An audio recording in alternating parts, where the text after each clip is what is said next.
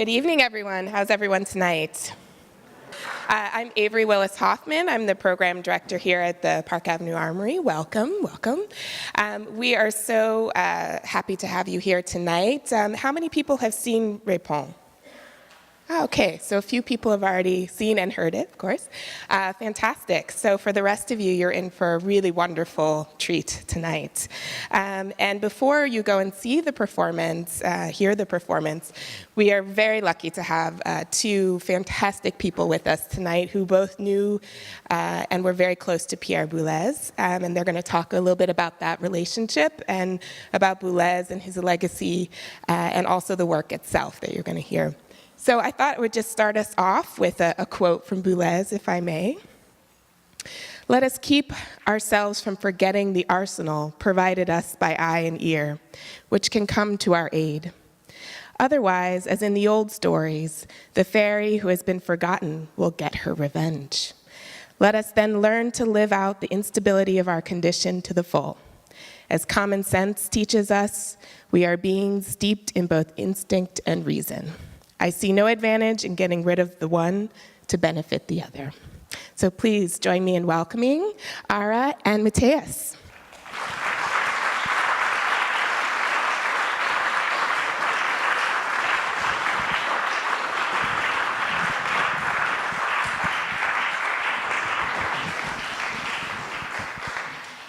Thank you. It's really wonderful to be here and to be here with you. I was intrigued. I'm going to do the poll one more time because I'm so curious. Could I see who's seen the piece and heard it already? Of those of you who've seen it, who saw it and heard it last night? So, and you're back for more, good for you. And one irresistible question, I think its first New York performance was in 1986 at Columbia University. Who was here for that one?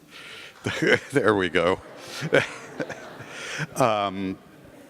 This is a very big experience piece. It is not something one encounters casually, and you will see when you enter the drill hall that it's a piece that requires such a special environment, and we'll talk in a few minutes about the way it's changed and evolved in different environments. It's a piece from the early 1980s, but Pierre Boulez was an inveterate reviser, so it was revised and expanded a number of times.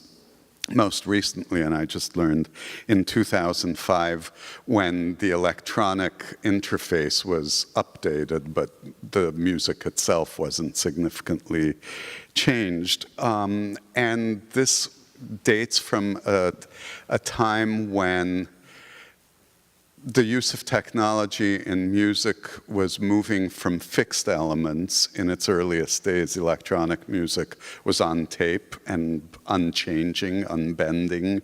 And if there was interaction with live musicians, the musicians adapted themselves to an unchanging tape. To the advent of technology, where the technology responded to the musicians and transformed the music in real time. And this is one of the great, and in some ways one of the largest scale pieces from the early days of that interaction. And it grew out of a center that Boulez founded in Paris in 1976 called IRCAM, an institute for the research in technology and the acoustic phenomena of music, and the organization that continues to thrive. And I just want to recognize at least one very distinguished musical innovator who's here in the audience, who himself has worked at IRCAM, the composer George Lewis, who's here. George.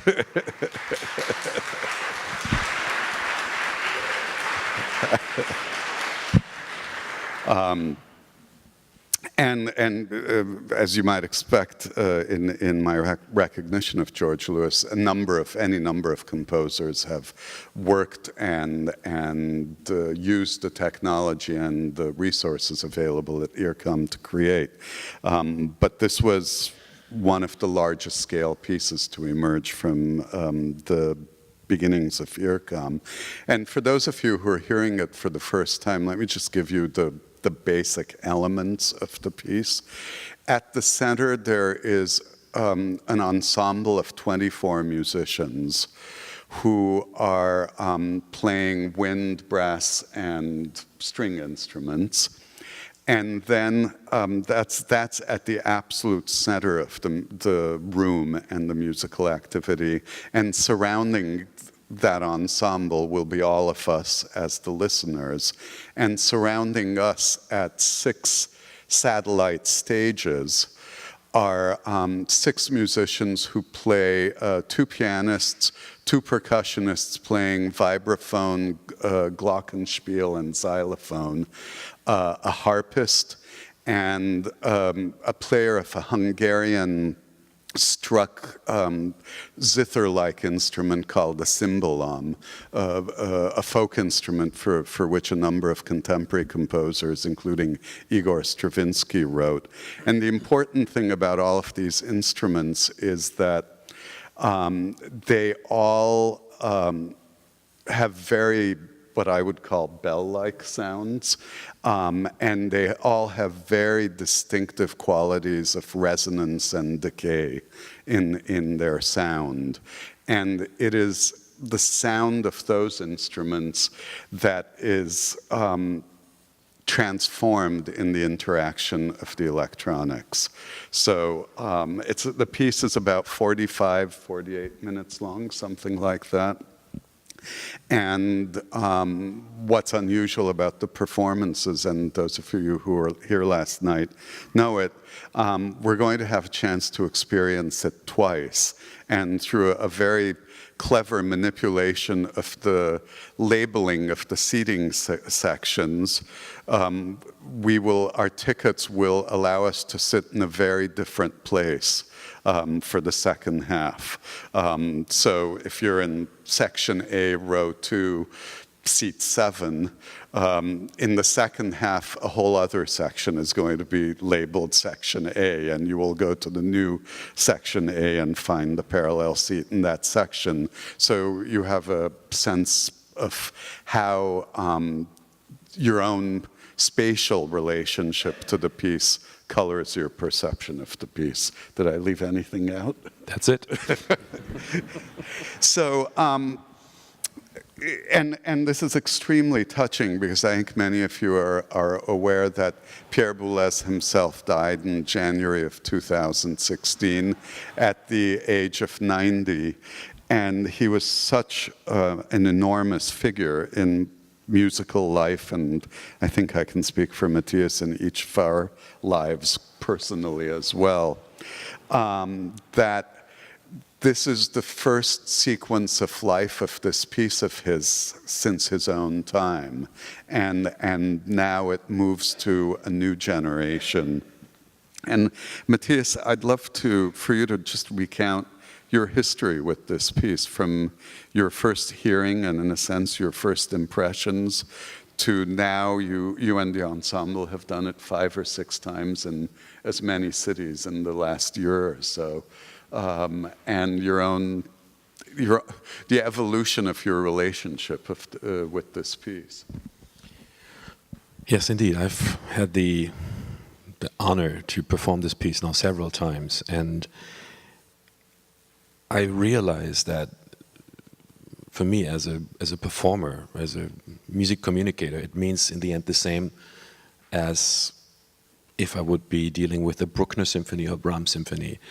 As interesting as it sounds, it really is the same. And I'm mentioning maybe Beethoven in this context, or Gustav Mahler, where we all know about this incredible cliche that Beethoven and Mahler are the great humanists, and that music is so all-encompassing and embracing mankind and all that. And it really is. And from my angle, from my perspective as a performer, but also from your perspective as listeners. And it applies to Boulez too, and in particular to this very specific work. And why is that? And what happens with this work nowadays, like 2 years after Pierre has left us, and what is my role, what's my obligation, what's my duty, but also what's the challenge, and what needs to be different, what can be different, what should not be different. And it's a very complex picture that I find myself in, and I'm speaking for our musicians too, because we still claim that we own that piece, and I say it with the entire and the full pride of who we are. And this music represents nothing better than our DNA, than Répons by Boulez. But you mentioned resonance and decay, and I think this is something I'm very, very conscious about as an author that I am myself. And that human dimension of Pierre's work is also that consciousness about even more resonance, even more important, the decay. And I think what makes that work such a masterpiece that we all agree on is not necessarily the dimensions, it's not necessarily the craft and the genius of how we can deal with the form and the genius of the inventive capacity of how he objet trouvé, how he finds those objects. No, it is really the sensibility for what sound is and how sound is produced. And you know, with the string instrument, you have this one stroke. I mean, we can change the bow, but it's very interesting to see how many colors you can find in one only stroke. The same with a wind instrument. You need to breathe to produce the sound. It's a prolongation of your body. And you know, when you hear this clarinet fading out, then at the very end, that tail of the sound, when we're kind of puzzled, is the sound still there, or is it already, has it transformed into silence? That's where the magic happens. From a performer side, as a conductor, it's very easy to produce a crescendo, because whatever you do, you make your hair stick up or your eyes pop, and they play a fantastic crescendo. But the magic is the diminuendo, the fading out. What can you do? It's not that. It's something that you share collectively, because you have to feel it and you have to really tailor the diminuendo. And that score so calls for all these diminuendos. Répons, you pass something on, you share. Every little gesture, every little implication in that work is anticipated. It comes from somewhere, it's being passed on to you for a moment with the duty, and clearly it will be passed on. So you're just one link in this, and that makes that music so personal. And yes, we respond to the sound, but we also now look fresh at the score, and I dare to say that because we all, with our tremendous admiration for Pierre and knowing him so well and having seen him conduct Répons and talk about Répons and being Répons, we all, as the younger generation of conductors, we all conducted, I'm talking in the past, it his way. We took his tempos. We even, it's really a theater of gestures also. It's really, it's for 6 soloists and a conductor. There's a 7th soloist, which really is the conductor, because it's so choreographic. And it's very hard to find a balance of, you know, we are so full of respect and love and knowledge of how Pierre perceived his own artwork. But interesting enough, if we now look at the score, there is room. There's room for us to live in these buildings that he has built for us. And I'm sure he would appreciate that, you know, I do it naturally when I perform a Beethoven 3 for the 10th or 20th time. I go back to the score, because every time I pull it out, it requires a lot of courage just to give that first upbeat and play that 3rd symphony by Beethoven. And I'm telling you, it is the same with Répons, because the respect for knowing about all these traditions really, really encourages us at the same time to really look at what is in the score. And it's very detailed and it's very specific. And sometimes, you know, it's not necessarily that the composer if you conduct your own music, it's not necessarily that this is the version that is considered has the most value. It's maybe not. It could be, and it will be, it should be, but also these things change. And I think now is the time with Serencies, another absolute masterwork of large dimensions of Pierre. It's the same thing. You really look at the score again. It's a sort of a process of emancipation, if I can say, in the most loving and subtle way, because we're not going to do it differently. But yes, there is room for us to breathe and speak about that music nowadays. Serencies, which Matthias just mentioned, is, I know, the largest scale later work of Boulez, and it's very interesting apropos of Répons. Serencies is written for 3 pianos, 3 harps, and 3 percussion that includes steel drums. Boulez had this amazing love and very specific ear for sonority. What we talked about, which is these bell-like sonorities and resonance and decay, remain the constant. And Serencies is a completely acoustic piece, but it's dealing with many of the same issues of a sound that rings and what its tail of decay means and what happens in that tale. So these elements really remain the constant in his life. And I once, actually fairly late in his life, in speaking to him about Serencies, I said, "You figured out how to do acoustically what you had been doing electronically in Répons, didn't you?" And he laughed and said yes. And ironically, Serencies was never revised. I mean, right. Boulez was someone who was always not growing, but he was always extending, he was always adding, he was always redefining. I prefer that than revising, because we think to understand that a revision is something that makes something better or more valuable or nicer or smoother, but he never took the edges out, which is interesting. But in Serencies, with no electronics, he just wrote the work at full dimension and never changed a single note. That's a very rare case in this entire catalog of his work. There's a wondrous moment in this piece that will be unmissable, and so I'm going to risk giving it away to you, because I have no doubt that you will catch the moment. And this is an analogy I never used with Pierre, because I think the analogy would have been completely lost on him. But it reminds me of the moment in The Wizard of Oz when it goes from black and white to color. And there's the musical equivalent of that, in which for some time in the piece, all of the activity has been centered on the ensemble in the middle of the room. I'm not going to tell you how long. You'll catch it yourself.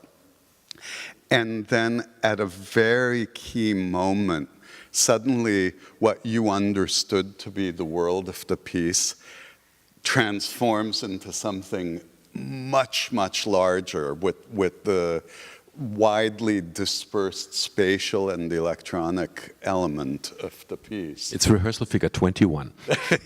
If you're following the score, you'll know when. But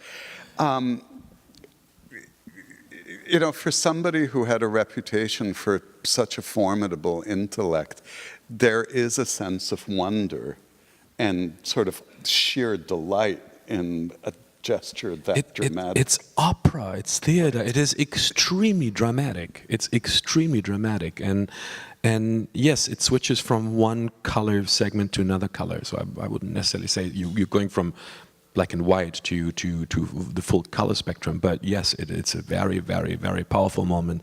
And also one of our musicians that has played the work many, many times with Pierre in the past, Jean-Christophe, our horn player, every time we perform that work, he is staring at me and my right hand at rehearsal figure 21, because in the past, as you can imagine, in the 80s, where the electronics were still more or less a little bit in their pioneer ages, it was not necessarily guaranteed that when the downbeat came for 21, that the entire electronics actually did happen. So now this is more or less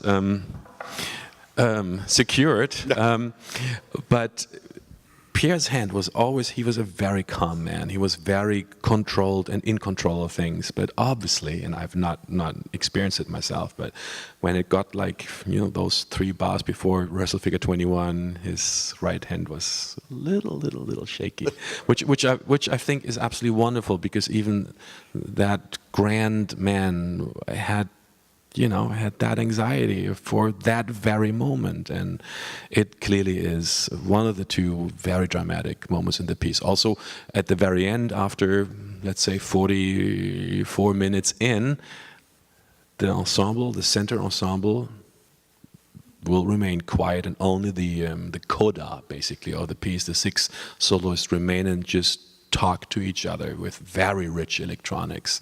It's like it's a cathedral of sound, and you're just wandering around that space, and sometimes you can't even tell anymore who is playing what. It's really, it becomes like a sonic entity, and that's another very, very, very powerful moment in that score. And it's really like it's un auteuil, comme on dit, like it's an altar, like like in the synagogue, when the ark is opened and closed. This is clearly those two moments, which are just by the simplicity of how he uses it, very powerful. In the end, it's a very, and you will understand what I mean, but the music of Répons has also great simplicity in its complexity. The form is very human, it's very perceivable. That's what makes that work so ingenious. It's a little bit like the Goldberg variations, also like the content, the inner structure is so unbelievably complex. But it's a landscape, the Goldberg variations. Répons is the same. You can walk through that landscape and you feel something about yourself. It's music that allows us to enter that landscape, soundscape, and it tells us something about us. It's not that the author, the composer, raises his finger and speaks. Yes, of course he speaks, but we speak inside that space that he has designed for us. No, it is an unusual work, exactly as Matthias said, in that we have a role, which is we occupy a space in the middle of the piece, which is very different than most of our experience of other pieces that generally comes at us in one direction. And the fact that there's a core ensemble and then an encircling audience and then a larger encircling sphere of musicians puts us in a very different relationship with the music. You reminded me another piece of Pierre's much earlier, from the 1970s, early 70s, if I remember correctly, is called Ritual, and it was a memorial piece for the Italian composer Bruno Maderna.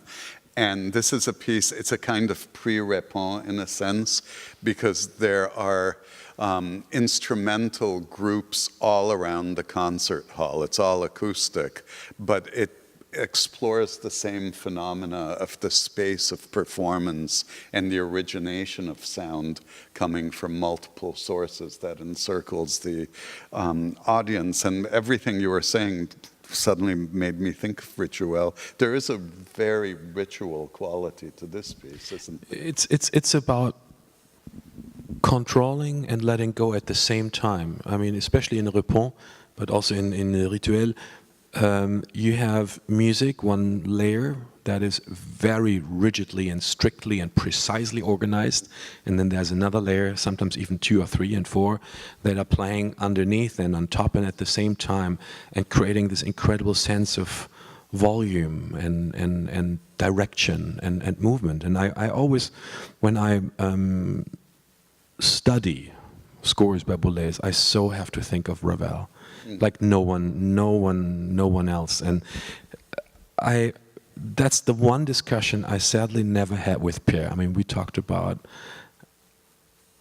a lot of things, and I know him also for a long time, and he was always very generous with his time, because he was very curious to find out what we would find in a score. So whenever I had to conduct one of the masterworks of the 20th century, for the first time, I was going to see him mostly in Baden-Baden in Germany, in the Black Forest, and we spent an entire afternoon together, sitting next to each other on the couch, looking at La Mer, looking at Rhapsody Espagnole. My first 5 orchestral pieces, Schoenberg, we shared, and it was always like, so what do you think? He was never teaching me, but we never talked about my impression that he is sharing a lot of values with Ravel, which is the very precise and impressive control of how the music is organized. It is logical, and I mean that in a good way. I don't mean that in a diminutive way. I mean, it's very logical, because if he adds that, naturally, 1 page later, you will have that, and you will get that, and then comes that, and that leads to that, and that. So, he keeps his shirt buttoned up and keeps the tie on, but underneath, and this is the same with Ravel, there is this level of like incredible sensual richness. It's like when you listen to La Valse by Ravel or Daphne St. Coulée.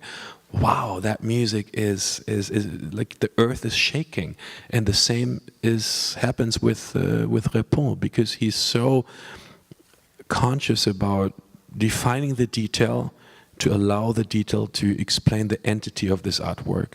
It's something very French, I have to say. I mean, I've been living in France for so long, and you find it in architecture, you find it in literature, you find it if you go to the pâtisserie, like, the consciousness for the love for the detail, and it explains the sensation, the taste, the aura, the quality of the entire piece, especially with French architecture. Contemporary and ancient, like in 17th century, it's the same thing than with nowadays. If you look like at architecture by Jean Nouvel or something, it's like the detail and the consciousness and quality of the detail explains the entity of the artwork. And that's the same with Répons. You can just pick any, not only page, any bar, and it so tells you in what kind of emotional and textual situation you are. It's like listening to a Mozart opera. I think it's the only other composer that has that. When you just cut out, let's say, 20 seconds of any Mozart opera and play it to someone, maybe to someone who doesn't speak Italian or German, and the people will know, because they feel so precisely what is happening emotionally in that, even without knowing who is singing, what's happening in the story at that moment, but they can feel what this music is talking about. And I find that quality also in the music of Boulez, and especially in Répons and Sur Ancise. And then everything you're saying is triggering thoughts about other works of his and how they relate to Répons. There's a work from the 1960s called éclat, and the éclat is one of those hard to translate French words that, I don't know, means a burst with a flare, a kind of starburst, and those starbursts of sounds, those éclats, remain very much part of this piece. And then there's a piece that began as a memorial piece for Igor Stravinsky, actually commissioned by the Chamber Music Society of Lincoln Center when Boulez was living here in New York, and was music director of the New York Philharmonic in the early 70s, called Explosant Fixe, which went through umpteen transformations. As Matthias said, Boulez was a constant rethinker and reformer and reshaper of his own music. And Explosant Fixe, just that name alone, I think is such an important clue to Boulez's music. Fixed and exploding. And this contrast of things that are static and things that burst into activity, those elements are all very, it's just part of the vocabulary, aren't they? They're in this piece as well. It's the duality of both those elements, like the control and let's call it desire. It's the burst, it's the emotional part, it's the music that really also violently, dramatically speaks. And at the same time, there's an argument for it. You can always, yes, but it has to be that way, and it has to be there, and it has to be in F sharp. But if you just leave that out, and that's what we do when we perform the piece tonight, after playing this for many, many, many years, studying it for days, weeks, months, you let go and you perform the music as in the same way that we would play, I'm going back to the beginning of the conversation, a Bruckner symphony. You can do very, very well, knowing everything, but then letting go and feeling the music. And it's very interesting that we have one player in the ensemble here who has never performed the work before, and the player was very anxious about how is this going to go, because we didn't have a lot of rehearsal time. Everyone knows it. And that player didn't. Of course, he knew the work and he did a lot of research. And I said, if how does it go? And I said, you will feel it, because the music is very organic. In the end, it comes as very natural. It is very, I dare to say it, it's very physical. So all these upbeats, the gestures that go somewhere, then stop, and it's very organic. Motion and stillness. Motion and stillness. Yes. Explosive. Yeah. You don't. Yes, you have to count first to understand how the music has been generated, but you can still. It's like with a blind degustation. You can taste and feel the music correctly, even if you let go. And I think that's a huge compliment for any music in the end. Well, and, what Matthias said about the duality of simplicity and complexity, that very first burst that we talked about when the universe of the piece suddenly becomes much larger than it had initially been. The gesture is a very simple one. It's an arpeggiated chord. It's a chord. It's a chord. It's a chord. That instead of played, if we had a piano, it would be simple to demonstrate. Instead of playing the pitches of a chord all together, you just play it in sequence, as a broken chord. And that idea will continue to resonate and be an essential part of the identity of the piece. And I'd never thought about it until you mentioned it. In Bach's Goldberg variations, there is a bass that is the harmonic foundation of the piece. And what's at the foundation of the piece of the Bach-Goldberg variations is something quite constant and fixed and limiting. And of course, the piece is of immense complexity and dizzying sophistication, but also a kind of endless variety of emotional and human experiences as well. So it's an interesting parallel. I'm actually dreaming about really programming these two works we're talking about back to back. I mean, why not playing the Goldberg variations back to back with Répons by Boulez? I think that would make a wonderful and very, very beautiful program. Because there is that delight in the possibilities of the most simple and limited set of materials, and this kind of universe of implications that those materials have. Those chords are. It's going back to what Stravinsky said. Sometimes you can maximize your gestural qualities by really limiting your material or limiting your space. So if you look at this first introduction, for example, before the soloists are coming in, before gray turns to color, if you look at how talking about the orchestration, how Boulez orchestrates a chord, so you hear like a shimmering chord for like an entire bar, but it's really nothing but a chord. There's no melody. There is not even a rhythmical structure, but it's a fantastic way of how to make a chord glow. And the craft, simply by just looking at the craft of how he achieves that, is mind blowing. It is for someone who knows about texture and who is orchestrating himself. It's just like it's one of the Bibles that we're living with on a daily basis. You can just analyze a page for an hour, for days, lifelong. You always go back to that prayer, and you see something different in it. It's a richness that is just without sans pareil, without comparison. It's huge. It's that's also why looking at the micro level makes it a masterpiece, but also looking at the macro level, just by looking at how it stands there, is very, not only impressive, but also very touching. It's very moving.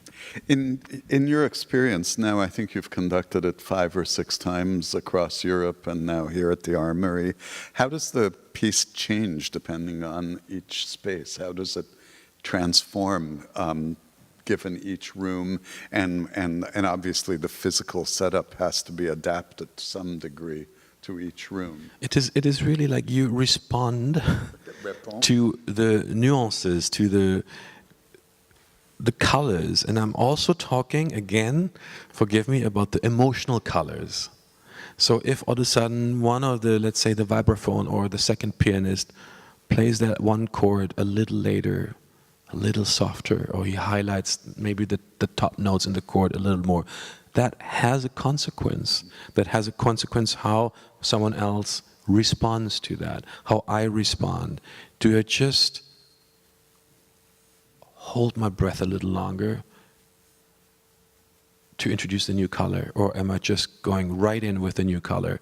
It's not only the tempo, because sometimes we get so stuck and we talk about the tempos, especially with Beethoven symphonies. And yes, the tempo is one thing, but there is no such thing as the absolute tempo. You respond to the acoustic circumstances of the hall. You respond to the player's condition. You respond to the cymbalum. And here we have a different instrument than the instrument that we use when we play it on the old continent, and it sounds different. Some arpeggios are faster, some are slower. The high notes sound brighter, and all that has consequences. And this is what that fascinates me, and that's where we start to be musicians and not only someone who delivers an execution of what is written. That's where we respond to the physicality of the music. So it is always different, and you will notice it. And it was kind of drastic last night when we played it for the second time, and I can't explain to you why and what happened. It's all very subtle, but it was a completely different reading.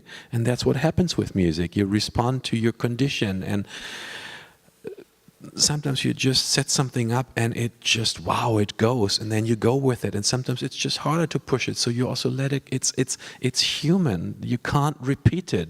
Even the durations of the two readings yesterday were slightly different. I think one was even like 40 seconds longer. And that's what makes it so unique, because you respond to the very moment, and with all the plans that you have made beforehand, and like the study and the preparation, and then all of a sudden there is room for responding to the moment and what it offers to us.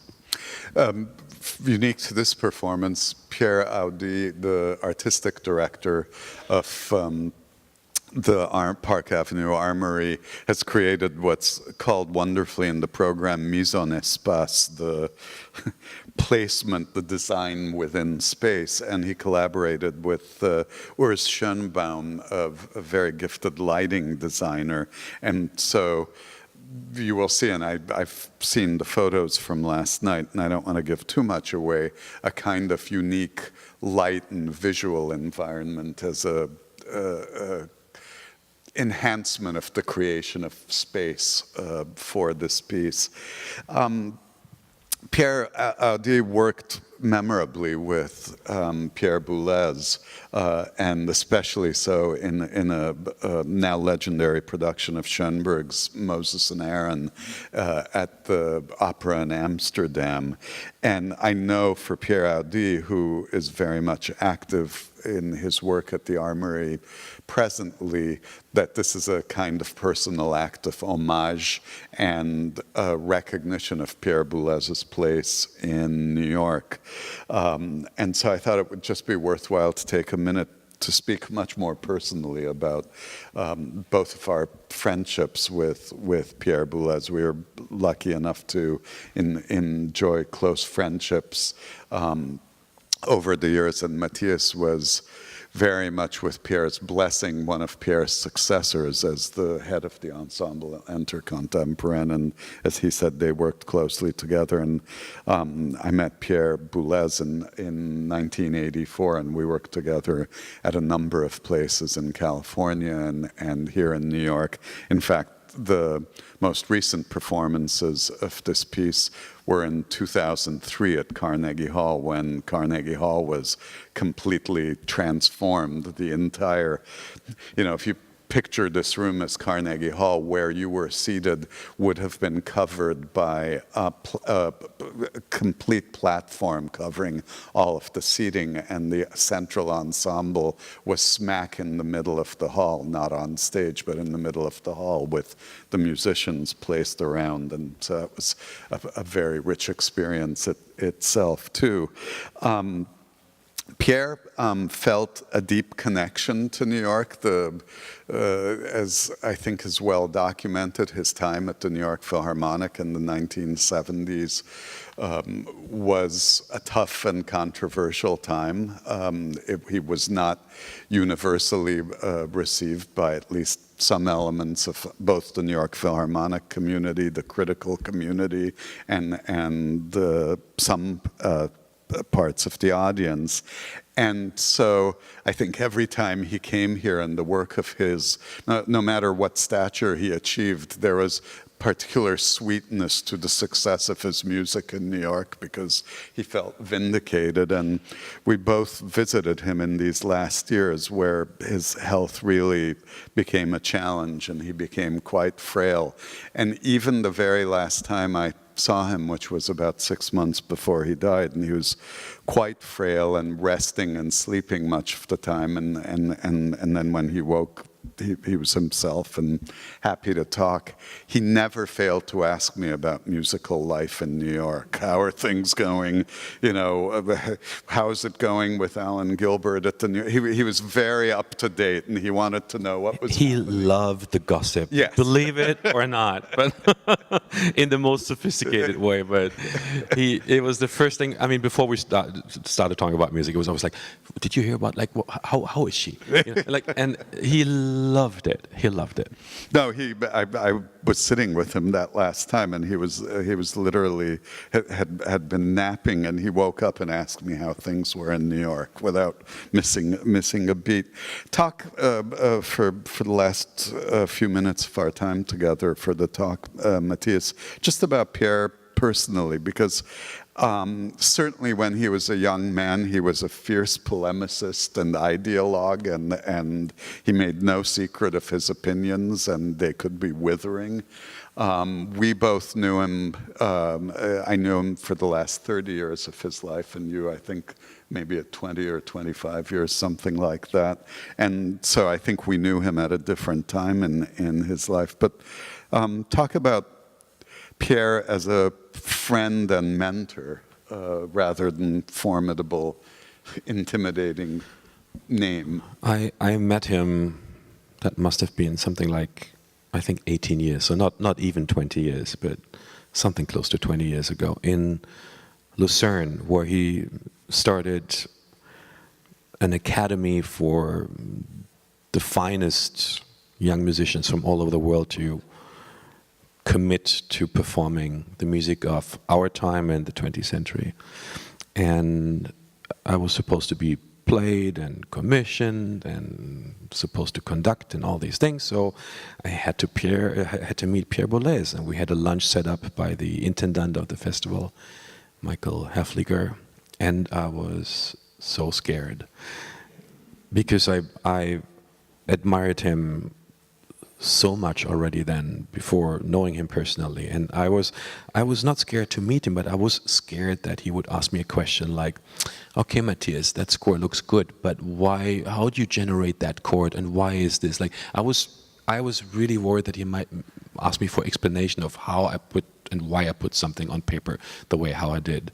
And in all these years, he has never asked me any of those questions. We instantly started talking about movies and theater directors, and we talked a lot about Monteverdi and Mozart, and about, believe it or not, Francis Bacon, the painter, because when I lived in London for some time, I was living in Francis Bacon's studio, and my first place I rented in Paris was also Francis Bacon's studio, so I was somehow a little haunted by the spirit of Francis Bacon. And he loved that. So we talked about Francis Bacon. He owns a lot of Bacon prints and a drawing in his house in Baden-Baden. So there was instantly a connection on a completely different level. And obviously later we talked a lot about music and a lot about our colleagues. Yes, we did that too.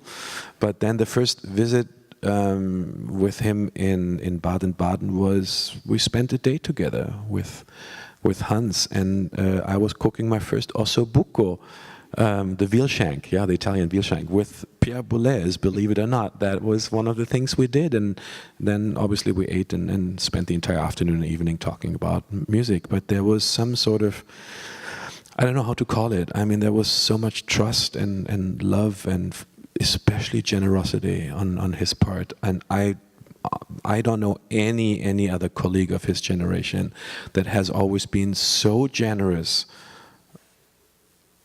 with his time and so loving and really so curious. Mm-hmm. Pierre was not a teacher. He was teaching us just by the fact that we knew how disciplined he was towards himself, and always to understand that we have to try, and that's a lifelong task, to become and serve as the best possible advocate of the score, to try to recognize the style. I almost said understand. It's not about understanding. Recognize the requirements of the style and pay attention to the detail. That's what he taught us, and he created all these institutions for us to live in now, like the Ensemble Intercontemporain, IRCAM, the Academy in Lucerne, the new concert hall in Paris. All these things would never have been created without him. But it was never his intention to build himself his own monument. He built houses for us to live in and to push things forward. I mean, that's the one thing that really stays with all of us. It's like standstill is death and boredom. We had to move forward. Whatever we do, we can do things very differently. He was always very, very tolerant. But move ahead. He was also really walking very fast, faster than all of us together. Well, and I'll leave you with one last vignette, sadly, after his passing. I saw his house, and he lived in Baden-Baden, in the Black Forest in Germany, where in the 50s he had found the first sympathetic environment, because the Southwest German radio was a hotbed of contemporary music, and he was not readily accepted in France in the 1950s, and so Baden-Baden became a very sympathetic home. And it's a small and quiet town, so he really could compose and be isolated from the rush of musical life. So that really became home, and he's buried in Baden-Baden, which is interesting for probably the greatest French musical figure of the 20th century, that he's buried in Germany, but that really was home. I visited the house in May of last year, and he died in January, and it was before the house was closed up and materials went to the Sacher archive in Basel, Switzerland, and he had remarkable art. He collected works of Paul Klee long before clay was fashionable, so there were any number of clays in the house, and he was friends with Joan Miro, so there were a number of Miro paintings dedicated to Boulez, signed by Miro to him, so it was a very special environment. And I knew it was the last time I would be visiting the house, and so I stopped for a moment in his study, his composing room, which had been at that point utterly untouched. I mean, the desk was left as if he was going to return tomorrow. And I was so moved that there were there were quite a substantial number of sketches on the work desk, just musical sketches waiting to be realized, which I think really supports what Matthias was saying, that even as health and age caught up with him, he was constantly moving forward. And I think, the fact that now his music lives in a new generation is a very wonderful act of homage. As I said at the very beginning, it's a big experience piece, and whether you're rehearing it or hearing it for the first time, I think we are in for one of the grand musical adventures of our time. So we're delighted you're here and very gratified to be in your company tonight. Thank you. Thank you.